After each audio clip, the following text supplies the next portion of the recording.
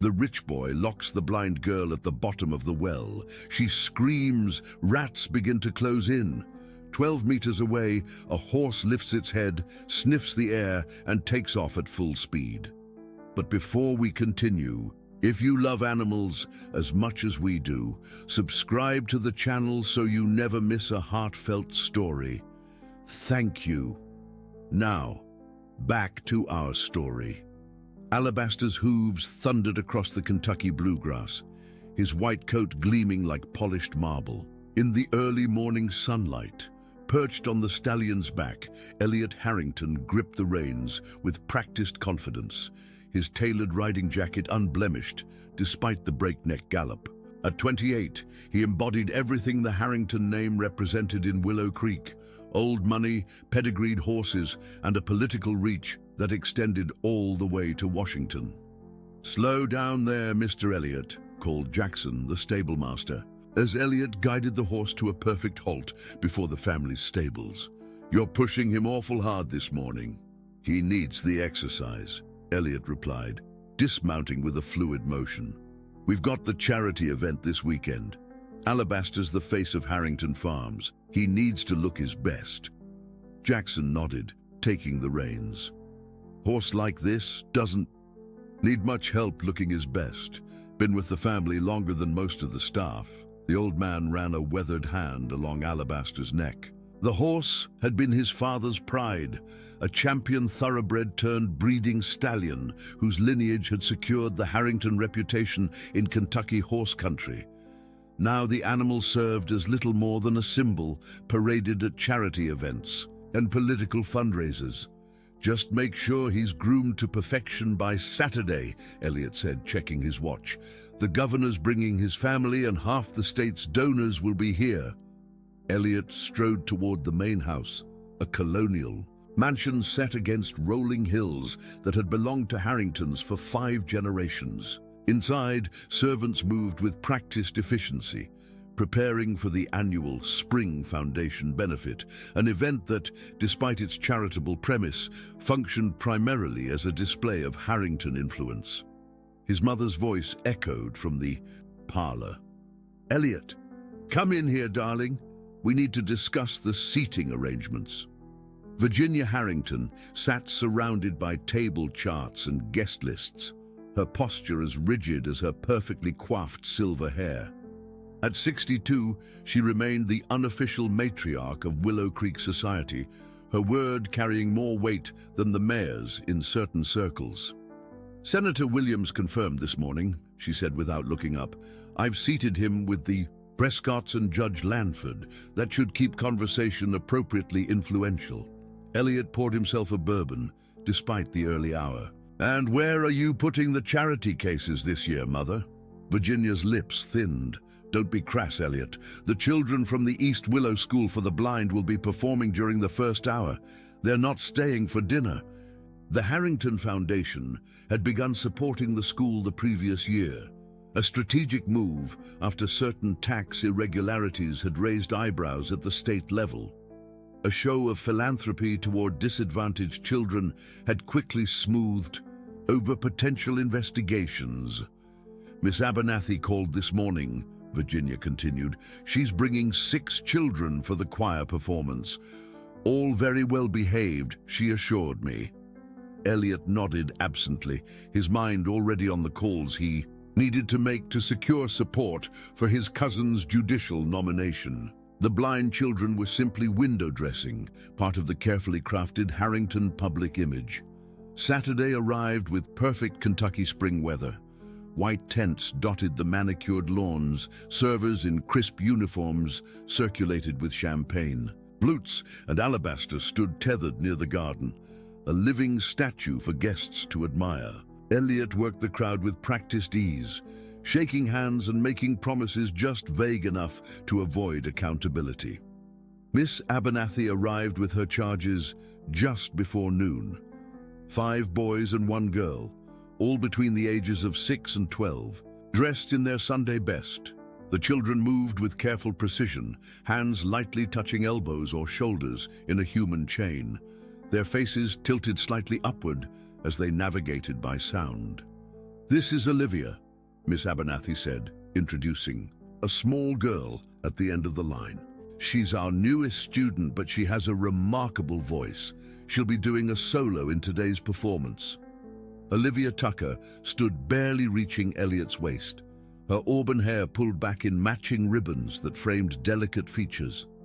Dark glasses covered her eyes, but her face was expressive, turning toward sounds with remarkable precision. At 6 years old, she had already spent half her life in darkness, her sight gradually fading from a congenital condition until the world became nothing but sounds, smells, and textures. "Welcome to Harrington Farms," Elliot said mechanically. "We're delighted to have you perform for our guests." Virginia swept in, guiding the children toward the performance area. "They'll wait in the library until their time slot," she informed Miss Abernathy. "I've arranged for refreshments there." The library, with its leather-bound volumes and heavy oak furnishings, sat adjacent to Elliot's father's study. A room that, since the stroke that had left Harrison Harrington bedridden upstairs, had become the space where Elliot conducted the family's more delicate business. The afternoon progressed smoothly. Speeches were made, checks ceremoniously presented, and photographs taken for the local press. The children's choir performance earned polite applause, with genuine appreciation for Olivia's clear, plaintive solo that seemed to carry emotional depth beyond her years. As guests moved toward the dinner tents, Elliot excused himself to take an urgent call in his father's study. Senator Williams followed, along with 2 state representatives and the family's longtime attorney, Bernard Keller. "The Westland contract is becoming problematic," Keller stated once the door was closed. "The environmental survey found those wetlands we discussed. If this leaks before we break ground—" "It won't leak," Elliot interrupted, his voice hard. "The permits are already being processed. My father secured those agreements decades ago." The senator cleared his throat. "Times have changed, Elliot. Environmental regulations have teeth now. If the federal agencies get involved—" "They won't," Elliot assured him. "Judge Henley is ruling on the injunction next week. He understands what's at stake for the state's economy." "And for your family's bottom line," one of the representatives added, with a knowing smirk. "Those tax exemptions you're claiming on the North property would evaporate pretty quickly if anyone looks too closely at what you're actually doing there." The conversation continued, voices rising and falling as strategies were formed. None of them noticed the small figure who had slipped away from the other children to find a bathroom and had become disoriented in the unfamiliar house. Olivia stood frozen in the hallway just outside the study door, which had been left slightly ajar. Her sensitive hearing picked up every word, names and phrases she didn't fully understand, but recognized as important from the urgent tones. She didn't comprehend the legal complexities, but even at 6, she understood secrets and threats. "We could lose everything," Elliot was saying, his voice tight with strain. "Not just the Westland deal, but the entire northern operation. There would be federal investigations, possibly criminal charges." "Your father's methods were effective." "In their time," Keller replied, "but the documentation trails today are more difficult to manage. We need to ensure complete discretion from everyone involved." A waiter approached from the main hall, and Olivia instinctively pressed herself against the wall. The movement caused a decorative table to wobble, sending a crystal paperweight crashing to the floor. Conversation in the study halted instantly. Elliot yanked the door open, finding Olivia standing wide-eyed, her hands outstretched to navigate the sudden commotion. I'm sorry," she stammered. "I was looking for Miss Abernathy." Elliot's face drained of color as he glanced back at the men in the room, their expressions varying from concern to outright alarm. "How long have you been standing there?" he asked, kneeling to Olivia's level, his voice artificially gentle. "I got lost," she replied. "The bathroom." "What did you hear?" His fingers gripped her small shoulder. "Names," she answered truthfully. "Something about wetlands and exemptions and criminal charges." Her memory, sharpened by her reliance on sound, had captured far more than Elliot had feared. The men exchanged glances. The senator quietly excused himself, followed by the representatives, leaving only Elliot and Keller with the child. "She's just a little blind girl," Keller murmured. "No one would believe anything she repeated." But Elliot wasn't listening. In Olivia, he saw the collapse of everything his family had built, the legacy his ailing father had entrusted to him, now threatened by a child who had stumbled into the wrong place at the wrong time. The Harrington name, which opened every door in Kentucky, could be irreparably damaged. "I'll handle this," he told Keller. "Find Miss Abernathy. Tell her Olivia wasn't feeling well, and I've arranged for her to be taken home." After Keller left, Elliot knelt beside the girl again, forcing warmth into his voice. "Olivia, would you like to meet our special horse, the white one you might have heard about during the tour?" Her face brightened. "The champion? Alabaster?" "That's right," he said, taking her small hand. "I'll introduce you to him personally, our little secret, away from the other children." Olivia smiled, not sensing the tension in his grip as he led her through a side door, away from the crowds and festivities, toward a different future than either of them had imagined at the day's beginning. Behind them, Alabaster watched from his ceremonial post, ears pricked forward, nostrils flaring at the scent of fear that neither human acknowledged. The old well sat at the edge of Harrington property, near a grove of oak trees that marked the boundary between the manicured estate and the wilder woodland beyond. Once vital to the farm's operations, it had been abandoned decades ago when modern plumbing rendered it obsolete. The stone circle rose 3 feet above ground, its interior dropping nearly 40 feet to a dirt floor that had once held water, but now contained only shadows and forgotten history.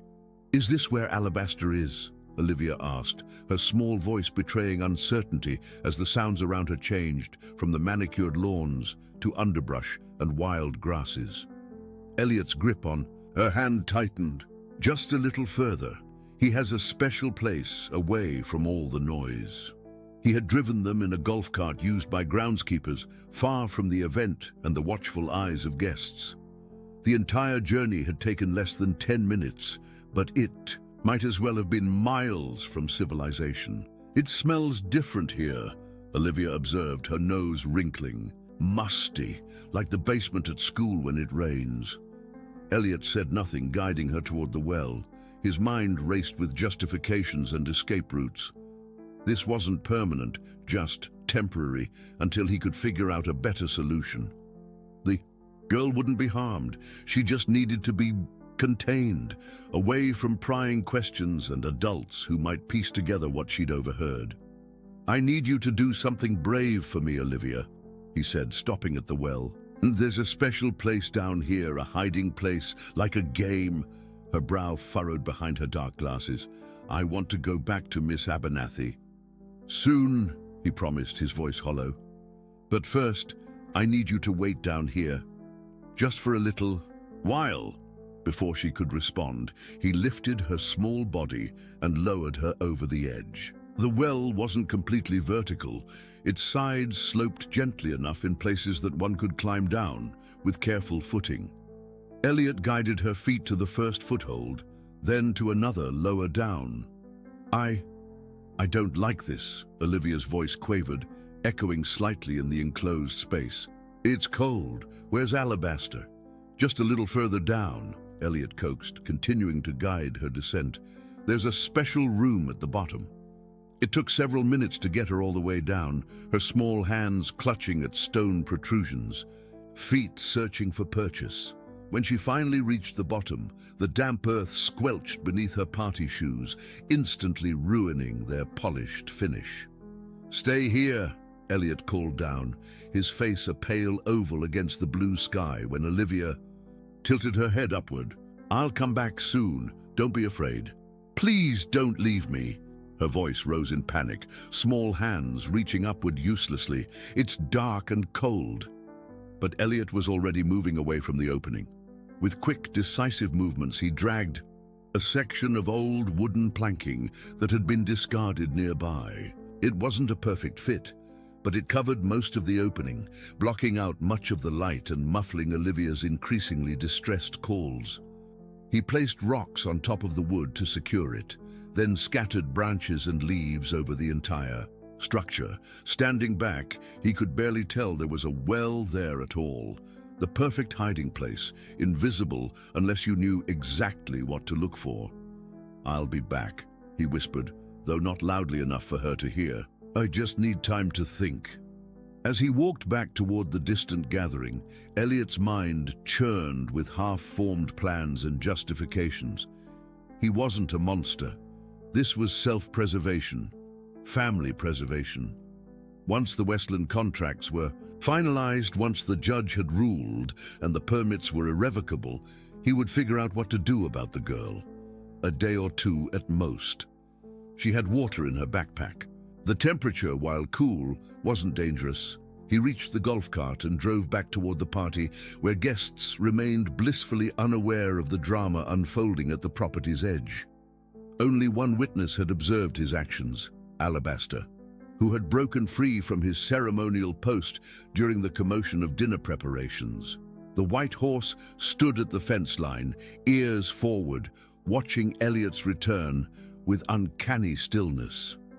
In the well, Olivia's world had narrowed to a circle of sensations. The darkness made no difference to her sightless eyes, but the damp chill seeped through her thin dress, and the smells of earth, stone, and decay intensified in the enclosed space. Worst of all were the sounds, or rather, the absence of familiar sounds, replaced by the scuttling of tiny feet and the drip of water from ancient stones. "Hello?" she called upward, hearing her voice bounce back to her. "Mr. Harrington, is anyone there?" Only silence answered, punctuated by the distant call of birds that served to emphasize how far she was from help. Olivia sank down against the curved wall, drawing her knees to her chest. She didn't cry, not yet. Her young life had already taught her that tears solved nothing, especially in moments of genuine crisis. Instead, she began to catalogue her surroundings, a technique Miss Abernathy had taught the children for orienting themselves in unfamiliar spaces. The well was approximately 8 feet in diameter. The floor was mostly packed earth with scattered stones. The walls were rough-hewn stone, with occasionally protruding rocks offering handholds. The air was cool and damp, carrying hints of minerals and vegetation. As afternoon stretched toward evening, the sliver of light visible around the edges of the wooden cover gradually dimmed. Hunger gnawed at her stomach, and worse, thirst began to parch her throat. The water bottle in her backpack was already half empty, and Olivia rationed small sips, instinctively preserving what she had. "Someone will find me," she whispered to herself, a mantra against rising fear. "Miss Abernathy will look for me. She'll notice I'm gone." But as darkness fell completely, doubt crept in alongside the cooling temperatures. The charity event had involved dozens of children from various community programs. Would her absence be immediately noticed, or would it be assumed she'd gone home with another group? How long before a serious search began? The night brought new terrors. The scuttling sounds grew closer, rats or mice exploring near her feet. Olivia pulled herself tighter against the wall, lifting her feet off the ground. Something skittered across her shoe, and she stifled a scream, pressing her fist against her mouth. Above ground, the charity gala concluded to universal acclaim. Checks were written, photographs taken for society pages, and promises exchanged among the powerful. The children from the blind school had been returned to their facility, with only a brief confusion about Olivia's whereabouts quickly resolved by Bernard Keller's smooth explanation that the child had felt unwell and been taken home early by one of the Harrington staff. Miss Abernathy, distracted by managing the other children and accepting the Foundation's generous donation, had accepted the explanation without question. It was only when she called Olivia's grandmother later that evening to check on the girl that alarm bells began to ring. What do you mean she's not with you? Catherine Tucker's voice crackled over the phone line. The school said she performed at the event. Mr. Keller told me she was sent home early, that she wasn't feeling well. Miss Abernathy's stomach clenched. He said one of their staff drove her.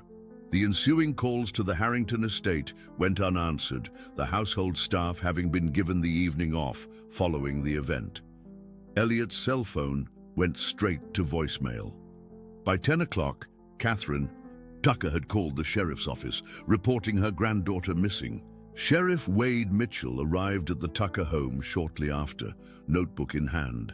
At 52, he'd served Willow Creek for nearly 3 decades, navigating the complex social strata with a pragmatism that earned him respect from both the wealthy estate owners and the working-class families that populated the eastern part of the county. "Tell me exactly what you know," he directed Catherine, a woman he'd known since high school. "Olivia went to perform at the Harrington benefit with the school choir," Catherine explained, her hands twisting a dish towel. "Miss Abernathy just called, saying she thought Olivia had been brought home early because she wasn't feeling well. But she never arrived."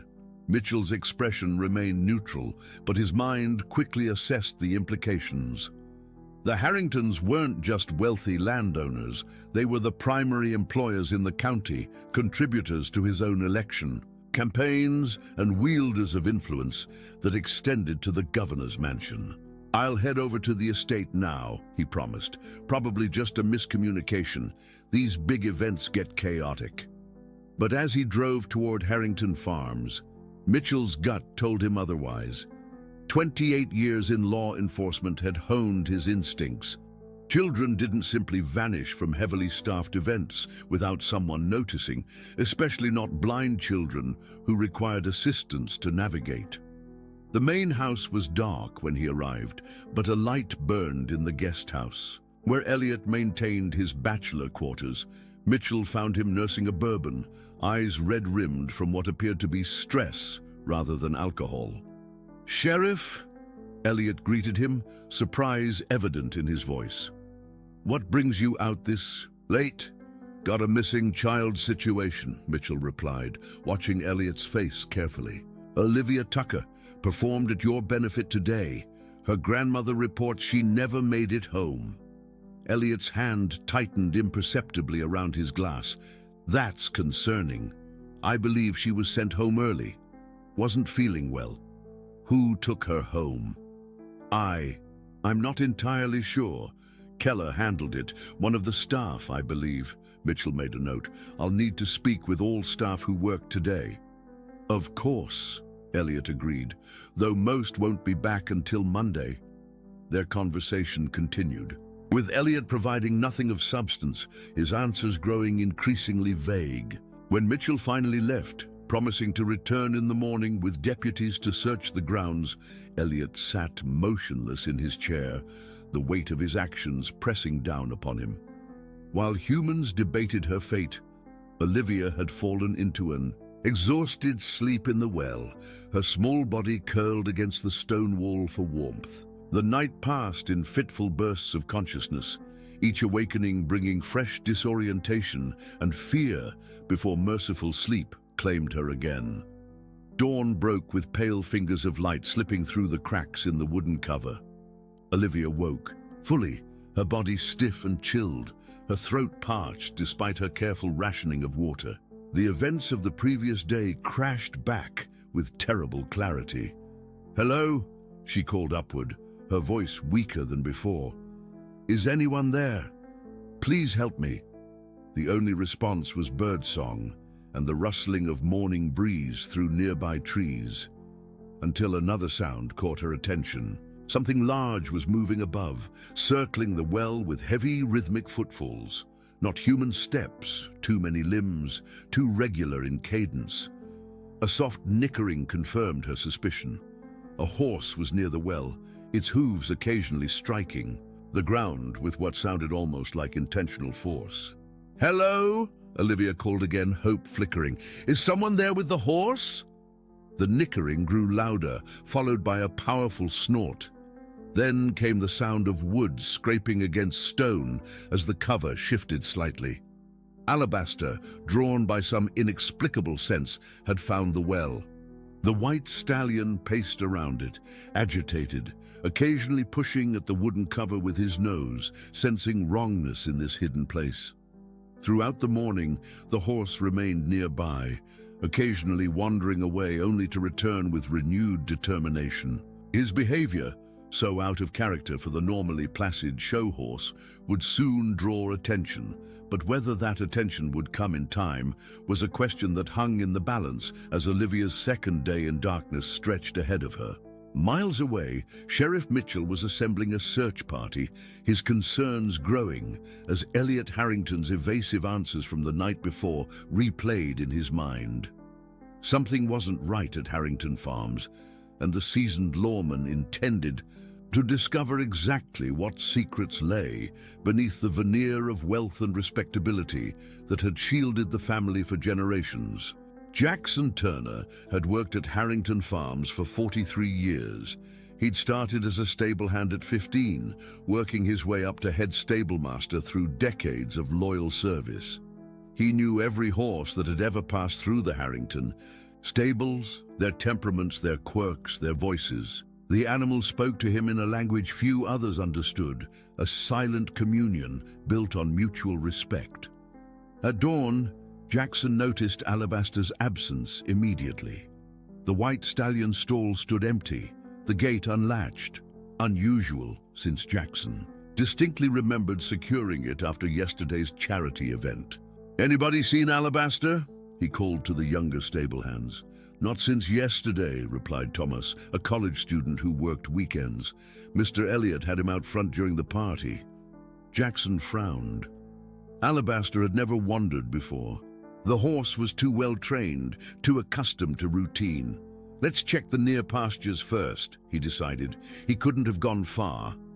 But a thorough search of the usual grazing areas yielded nothing. As morning stretched toward noon, concern deepened into worry. The white stallion represented not just monetary value, though at $3 million that was substantial, but living history. Alabaster's bloodline had built the Harrington reputation in racing circles. Jackson expanded the search, taking Thomas and riding toward the property's boundaries. They checked the eastern fields, the training circuit, and the creek where horses sometimes drank during hot weather. Nothing. "Let's try the old oak." "A grove," Jackson suggested finally, pointing toward the distant tree line that marked the northwestern edge of Harrington land. "Not much out there for a horse, but we've checked everywhere else." As they approached the grove, the unmistakable sound of a horse's whinny drifted through the trees. Jackson spurred his mount forward, relief washing over him. The sight that greeted him, however, stopped him short. Alabaster stood beside what appeared to be a pile of branches and debris, pawing insistently at the ground. The horse's normally immaculate coat was smudged with dirt, evidence that he'd been there for hours. As Jackson watched, Alabaster lowered his head to the covered structure, then raised it sharply, letting out another high-pitched whinny. "What's got into you, boy?" Jackson dismounted, approaching cautiously. Alabaster continued his odd behavior, alternating between pawing at the ground and pushing at the debris with his nose. The horse's agitation was unmistakable, ears pinned back, tail swishing, nostrils flared. Jackson turned to Thomas. "Something's not right. He's trying to tell us something." "It's just an old well," Thomas replied. "Been covered up for years." "But..." Jackson moved closer, pushing aside branches to reveal the wooden planks beneath. They seemed freshly disturbed, not weather-worn as they should have been after years of abandonment. And now that he was closer, he could hear something else, a faint sound coming from below. "Hello?" The voice was weak, barely audible. "Is someone up there?" Jackson froze, his heart seizing in his chest. "Good Lord," he whispered, then raised his voice. "Hello? Who's down there?" "Help me," came the reply, childlike and exhausted. "I'm Olivia. I can't get out." Jackson turned to Thomas, whose face had drained of color. Ride back to the stables, get ropes, blankets, water, and call Sheriff Mitchell. Tell him we found the missing girl." As Thomas galloped away, Jackson carefully removed the stones and branches weighing down the wooden cover. "Hang on, little one," he called down. "Help is coming. Are you hurt?" "I'm cold," Olivia replied, her voice steadier now that hope had returned. "And thirsty. Is Alabaster with you?" Jackson glanced at the white horse, who had calmed somewhat, but remained vigilant beside the well. "Yes, he's right here. Been watching over you, seems like." "I knew he would," she said with a child's simple faith. "I heard him all night." While they waited for help, Jackson kept talking to Olivia, learning she'd been in the well since yesterday afternoon. The implications weren't lost on the old stable master. Someone had put her there deliberately, someone who had access to the property and knowledge of the abandoned well. Within 20 minutes, Tomas returned with equipment, followed shortly by Sheriff Mitchell and 2 deputies. The sheriff's face was grim as he assessed the situation. "How deep is this well, Jackson?" 40 feet, give or take," Jackson replied. "But it's got footholds, old-style construction." Mitchell nodded. "Davis, you're smallest. We'll harness you and lower you down to get her." The young deputy secured himself in a climbing harness while Mitchell questioned Jackson. "Any idea how she ended up down there?" Jackson hesitated. "No, sir, but Alabaster found her. Been keeping watch from the looks of it." Mitchell glanced at the white horse, who stood nearby watching the proceedings with intelligent eyes. "Horse sense," he murmured, then raised his voice. "Olivia, we're sending someone down to get you. Just hold tight a little longer." The rescue proceeded with careful precision. Deputy Davis descended with a child-sized harness, secured Olivia, and signaled for them to be pulled up together. When she finally emerged into daylight, a collective gasp rose from the men. The little girl was filthy, her party dress torn and stained, her face streaked with dirt and dried tears. Her dark glasses were askew, revealing clouded, sightless eyes. But she was alive, alert, and remarkably composed for a child who had endured such an ordeal. "Thank you," she said simply, as a blanket was wrapped around her small shoulders. "Is Alabaster still here?" As if in response, the white horse nickered, softly stepping closer. Olivia's face turned toward the sound, a smile breaking through the grime. "He kept me company," she told Mitchell. "I heard him walking above me. He made me not feel so alone." An ambulance arrived to transport Olivia to the hospital for examination. Before they took her away, Jackson lifted her small hand and guided it to Alabaster's muzzle. The horse lowered, his head gently, blowing soft breaths against her palm. "He's saying you're brave," Jackson translated, his voice rough with emotion. "Bravest little girl he's ever met." As the ambulance departed, Mitchell surveyed the scene with narrowed eyes. "This wasn't an accident," he stated flatly. "Someone put her down there and covered it up." Jackson nodded slowly. "And not just anyone. Someone who knew this well was here. It's not on any recent property maps." The sheriff's gaze swept the surrounding area, noting the relative isolation. "Convenient spot if you wanted to hide something or someone." He pointed to a nearby patch of disturbed grass. "Those look like golf cart tracks to you." "Could be," Jackson agreed. "The groundskeepers use them to get around the property. Or the family does," Mitchell added, his expression hardening. "I think it's time I had another conversation with Elliot Harrington." News of Olivia's rescue spread quickly through Willow Creek. By the time Mitchell returned to the main house, a small crowd of reporters had gathered at the estate's entrance, held back by the wrought iron gates and security personnel. Elliot met the sheriff in his father's study, the same room where Olivia had overheard the damning conversation. His composed exterior barely concealed the turmoil beneath. "I understand you found the Tucker girl," he said, gesturing Mitchell to a seat. "Thank God she's safe." "Found her at the bottom of an abandoned well on your property," Mitchell replied, remaining standing. Care to explain how she got there? I have no idea. Elliot maintained his facade. As I told you last night, she was supposed to have been taken home when she felt ill. Funny thing, Mitchell countered, pacing slowly around the study. No one on your staff remembers driving her anywhere, and your man Keller claims you told him she was being taken care of. Elliot's jaw tightened imperceptibly. Must have been a miscommunication. Mitchell stopped directly across from him. Let's cut the bullshit, Elliot. That well's been covered up for years. It's not on any public property maps. Only someone intimately familiar with this land would know it existed. Are you accusing me of something, Sheriff? Not yet, Mitchell replied evenly. But I've got a blind 6-year-old girl who spent nearly 24 hours in a hole in the ground after attending your charity event. And I've got a horse, your prize stallion no less, who somehow found that well and stayed there until help arrived. Elliot's composure finally cracked. Animals are unpredictable. Actually, Mitchell countered, they're a whole lot more predictable than people. More honest, too. He leaned forward. Olivia's being examined at the hospital. Once she's cleared, medically, I'll be taking her statement. Children can be remarkably observant, even ones who can't see. They notice voices, smells, the way people move. The implied threat hung in the air between them. Before Elliot could respond, the study door opened and Virginia Harrington entered, her face a mask of concern.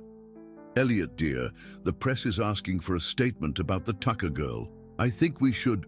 She stopped short, noticing Mitchell. Sheriff, I didn't realize you were here. Just asking your son some questions about yesterday's events, Mrs. Harrington.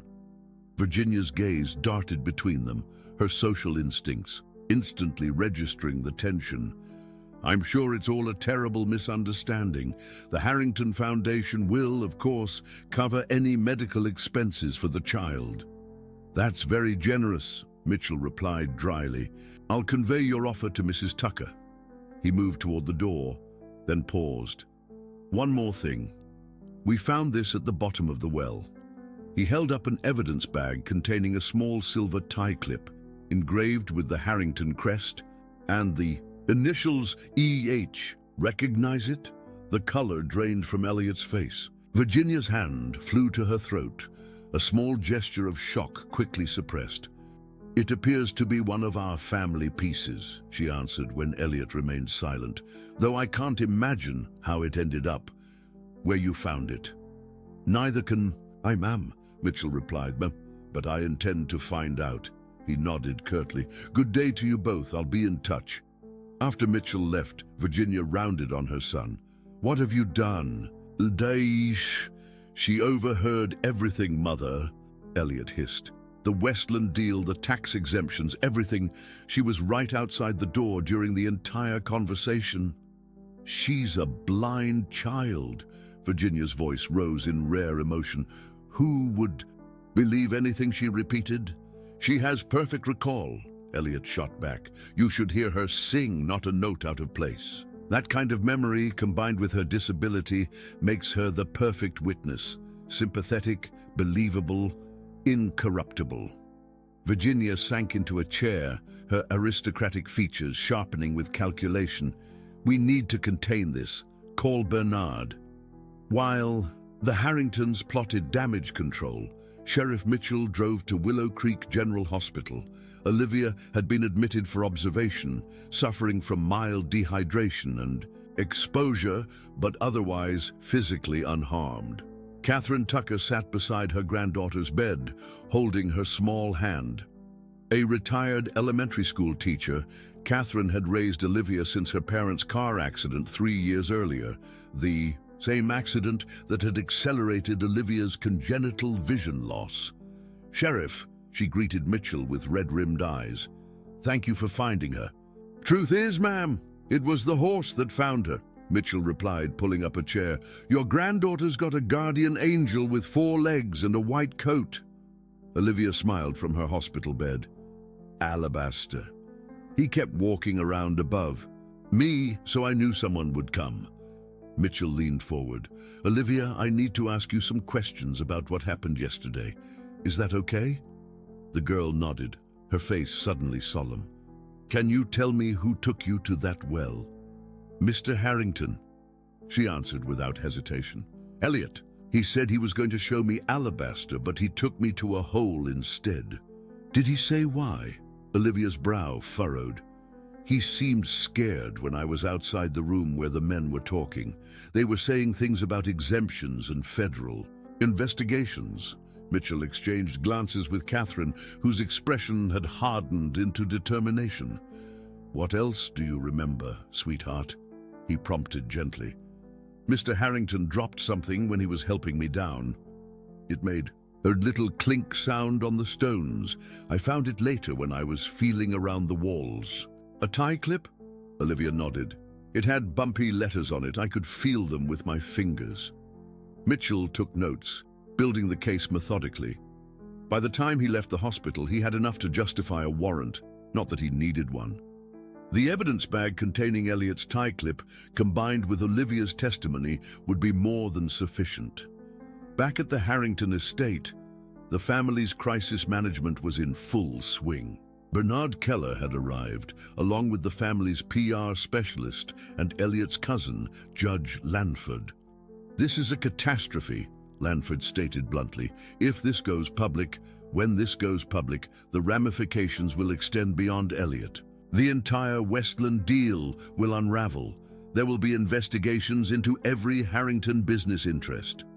The girl's word against Elliot's, Keller pointed out. She's blind, confused, traumatized. And utterly believable, Virginia countered. Not to mention that damn tie clip. Outside in the stables, Jackson was tending to Alabaster. The white stallion had finally allowed himself to be led back to his stall after Olivia's rescue, but remained restless, as if sensing the human drama unfolding around him. You did good, Jackson murmured, brushing the horse's coat. Better than most of us humans, that's for sure. As evening fell over Willow Creek, the threads of consequence began to pull tight around the Harrington legacy. In her hospital room, Olivia slept peacefully for the first time in 2 days, while across town, Sheriff Mitchell prepared the paperwork that would formally charge Elliot Harrington with kidnapping and child endangerment. And at the abandoned, well, yellow police tape fluttered in the breeze, a stark reminder that even the most carefully buried secrets eventually find their way into the light. Willow Creek had never seen anything like it. The arrest of Elliot Harrington, heir to the county's most powerful family, split the community down fault lines that had existed for generations but rarely surfaced in public view. The Harrington name adorned half the buildings in town, the library, the community center, the east wing of the hospital. Their foundation funded scholarships, community programs, and infrastructure projects. For many, the family's wealth had provided livelihoods for decades. But there had always been whispers. About time, someone looked behind the curtain, muttered. Cal Jenkins, a third-generation farmer whose land bordered Harrington property. Those people have been playing by different rules forever. Others defended the family vigorously, citing their philanthropy and economic contributions. The local newspaper walked a careful line, reporting facts without commentary, though the front-page photo of Elliot being escorted into the courthouse spoke volumes. Harrison Harrington, bedridden but still mentally sharp, demanded to be wheeled into the family's crisis meeting 3 days after his son's arrest. The old man's voice was weakened by his stroke, but his authority remained intact as he addressed the assembled advisors. Enough, he said, cutting through the chatter about defense strategies and PR campaigns. Tell me exactly what happened. When they finished explaining, Harrison closed his eyes briefly, his weathered face sagging with disappointment. My son put a blind child in a well to protect our money. The statement hung in the air, stripped of justifications and excuses. Virginia attempted to soften the blow. Elliot was protecting the family legacy, Harrison. The Westland deal. To hell with the Westland deal, Harrison interrupted with surprising force. And to hell with any legacy that requires such actions to preserve it. He turned to Bernard Keller. What's happening with the girl? She's been released from the hospital. Her grandmother has retained counsel. Keller hesitated. There's talk of a civil suit, besides the criminal charges. Harrison nodded slowly. She should sue. We would, in her position. He looked around. The room, his gaze finally settling on his wife. I want to meet with Mrs. Tucker, privately. Out of the question, Virginia protested. The attorneys would never allow it. I'm not asking for permission, Virginia. I'm telling you what will happen. Harrison's voice regained its old authority. This family has lost its way. I've been complicit, watching from my sickbed as our values eroded in the name of profit and influence. He gestured to his wheelchair. Roll me to the phone. I'll make the call myself if I have to. Across town, in the modest bungalow where Catherine Tucker had raised her daughter and now her granddaughter Olivia was reacclimating to normal life. The hospital had found no lasting physical damage, though a child psychologist had been engaged to help her process the trauma. Grandma, Olivia asked as Catherine prepared dinner, can we visit Alabaster? Catherine hesitated, knife poised, over an onion. The Harrington horse? I don't think that would be appropriate right now, sweetheart. But he saved me, Olivia insisted. He's not bad like Mr. Elliot.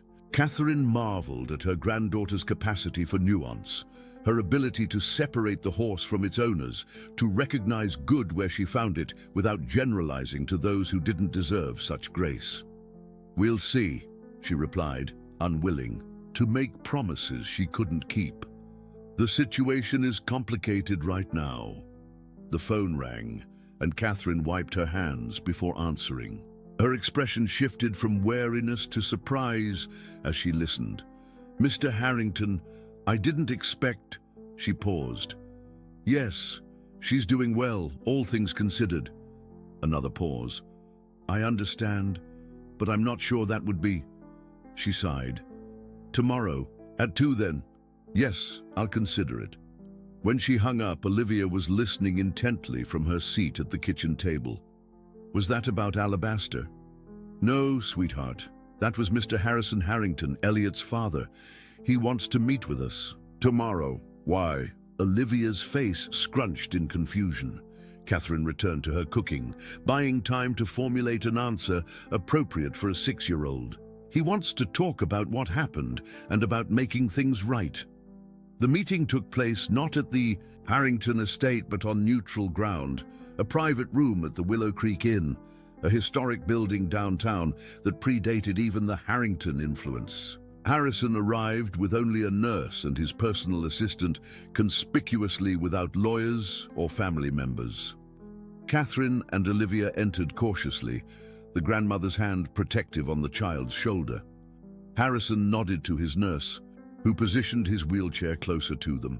Mrs. Tucker, Miss Olivia, thank you for agreeing to meet with me. His voice carried the distinctive Harrington timbre, cultured and authoritative, but lacked the condescension often present in his son's tone. I'm here to listen, Catherine replied, her school teacher's dignity evident, but I want to be clear that nothing excuses what was done to my granddaughter. On that, we are in complete agreement, Harrison said. I've come to offer 3 things: an apology, an explanation, and restitution. He turned his attention to Olivia. Young lady, I understand you've met my horse, Alabaster. Olivia nodded, her face brightening. He found me when I was in the... Well, he kept walking above me so people would notice. He's a remarkable animal, Harrison agreed. Been with our family since he was a colt. Sometimes I think he understands more about honor than most humans. He leaned forward slightly. Would you like to visit him properly? Not today, but perhaps when you're feeling stronger. Yes, please. Olivia's enthusiasm broke through the tension in the room. Catherine frowned. Mr. Harrington, if this is an attempt to soften us before the legal proceedings, it is not. Harrison interrupted gently. My family has done a terrible wrong to your granddaughter. No amount of money or apologies can fully address that. But I am determined to make what amends I can, both personally and legally. What followed was a conversation unlike any Catherine had expected. Harrison spoke frankly about his son's actions, offering no excuses, but providing context about the pressures and privileges that had shaped Elliot's character flaws. He was raised to believe our family stood above consequences, Harrison admitted. That legacy is my failure as much as his. By the meeting's end, Catherine's rigid posture had softened slightly. Harrison had offered a comprehensive settlement that included not just financial compensation, but funding for vision research and accessibility programs at Olivia's school. More importantly, he'd spoken to them with genuine remorse and respect, qualities she hadn't expected from the patriarch of a family known for buying their way out of trouble. As they prepared to leave, Harrison made one final offer. The old stablemaster Jackson asked me to convey something. He believes Alabaster has formed a bond with Olivia.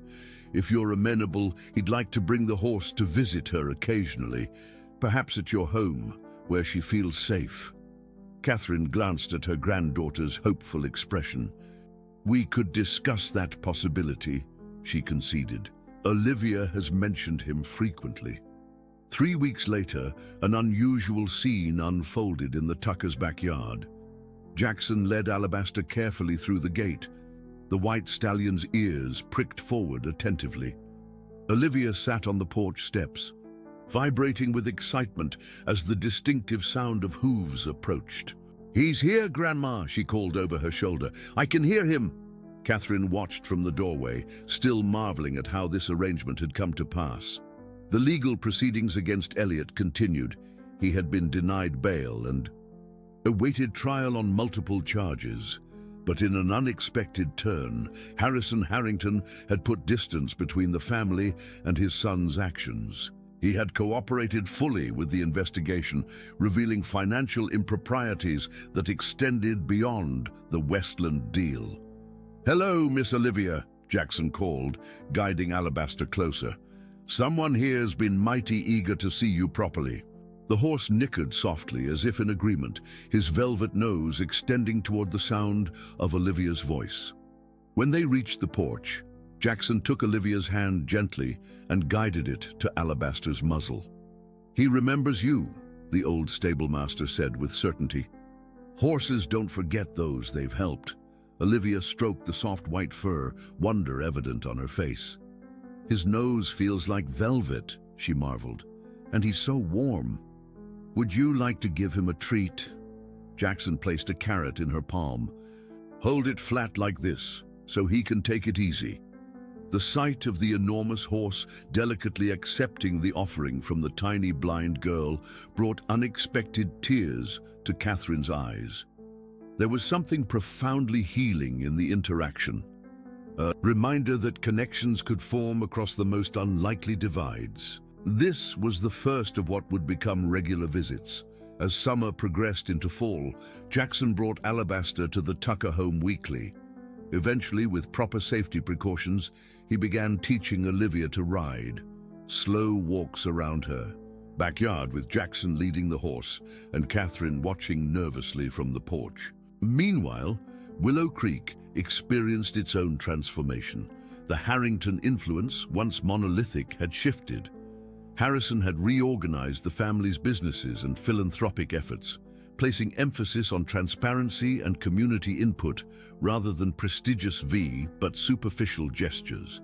The old well had been properly filled in and capped with a permanent stone marker, a physical acknowledgement that some things shouldn't remain buried. Harrison had insisted on this, despite advice that it would serve as a visible reminder of the scandal. It should remain visible, he'd said firmly. Some reminders are necessary.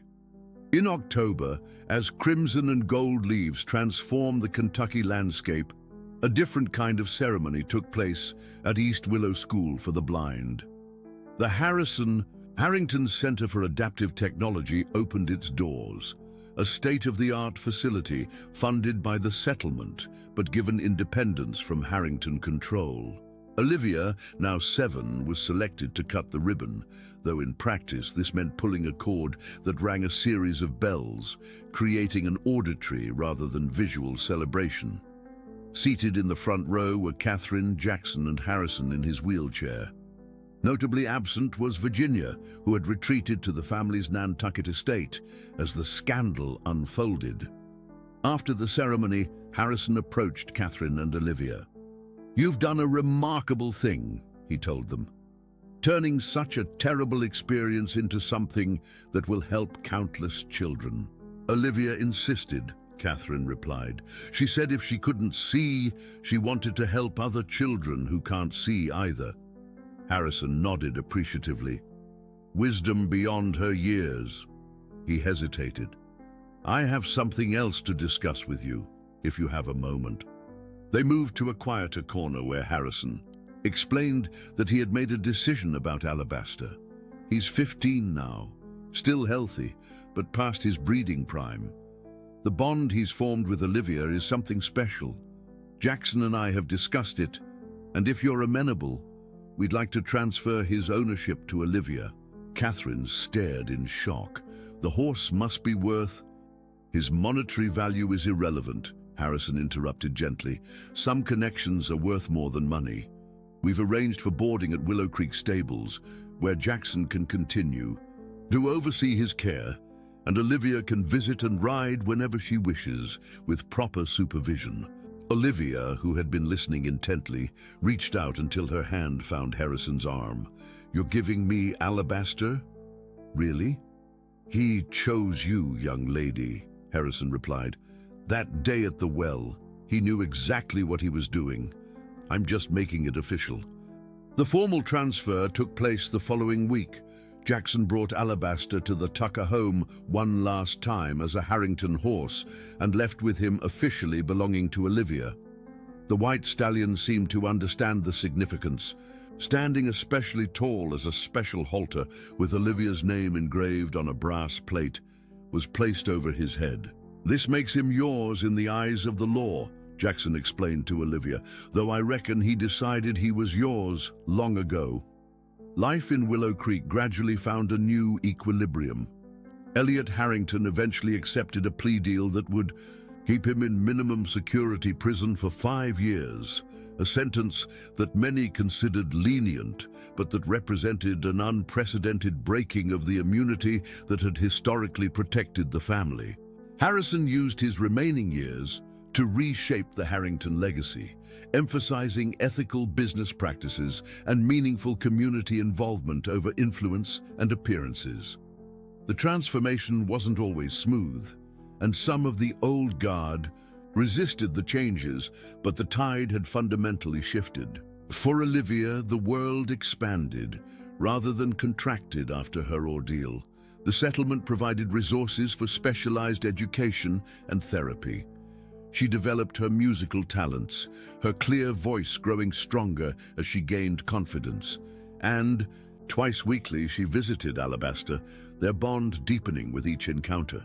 On a crisp autumn afternoon, a year after the incident, Catherine watched from the stables as Jackson led Olivia and Alabaster around the training ring. The white horse moved with exquisite care, seeming to understand the precious nature of his burden. Olivia sat straight in the saddle, her face alight with joy, one hand resting trustingly on Alabaster's neck.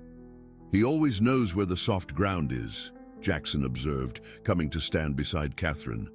"Never takes her through rough patches if he can help it. Been working with horses 60 years, and I've never seen anything like it." "It's as if he's her eyes," Catherine agreed. "More than that," Jackson replied thoughtfully. "He's her witness. Saw what happened to her and made sure the truth came out." As they watched, Olivia leaned forward and whispered something in Alabaster's ear. The horse's ears twitched attentively, and he nickered softly in response, as if they shared a private language developed through mutual trust. In that moment, Catherine understood that some kinds of healing transcend words or conventional therapy. The relationship between the small blind girl and the majestic white horse represented something essential about restoration. How wounds could become foundations for new forms of strength, how betrayal could give way to trust, and how the darkest experiences could lead, improbably but genuinely, toward light. Olivia had lost her vision long before she ever encountered Elliot Harrington or the abandoned well, but she saw the world with a clarity many sighted people never achieved. And Alabaster, who had once been merely a symbol of Harrington prestige, had found his true purpose as something far more meaningful, a guardian, a companion, and a bridge between a painful past and a future full of possibility. "Forward, Alabaster!" Olivia called, her voice clear and confident. The white horse responded immediately, his pace picking up just enough to make her laugh with delight, carrying her onward into that future one careful step at a time. Dear listeners, we hope the story of Olivia and Alabaster touched your hearts. If you want to keep experiencing emotional stories like this one, subscribe to the channel, leave a like, and share in the comments what moved you the most. Here, every story is a reminder that love can conquer even the deepest darkness.